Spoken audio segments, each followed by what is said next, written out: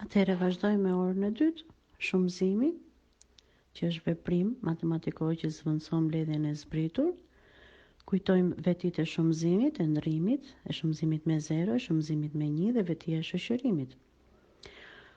Faktorët, pra dy numrat që shumëzojnë, quhen faktor. Kujtojmë katrorin magjik, në të cilin do të ndërtoni dhe ju një katror magjik. Faktorët çift dhe faktorët tek, kujtojmë që çdo numër që mbaron me 0, 2, 4, 6 dhe 8 është numër çift, dhe ato që mbarojnë me 1, 3, 5, 7 dhe 9 janë numra tek. Për pjestimin kemi veprimet, operatorët e kundërt dhe veprimet e kundërta. Plot pjestimi, kur dy numra plot pjestohen dhe nuk kanë mbetje.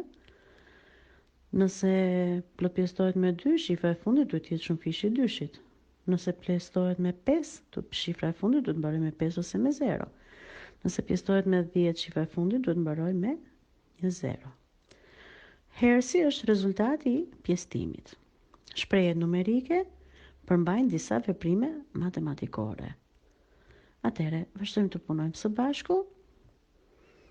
Kemi ushtrime me veprimin e shumëzimit në shtyllë, problema me veprimin e shumëzimit, 3 problema.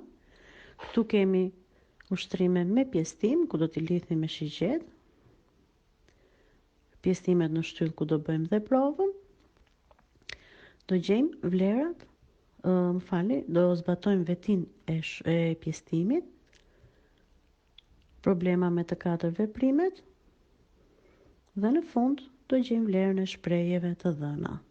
Mësuesja ju uron punë të mbar dhe ju kujtoj që duhet të punoni te fletorja e përsëritjes.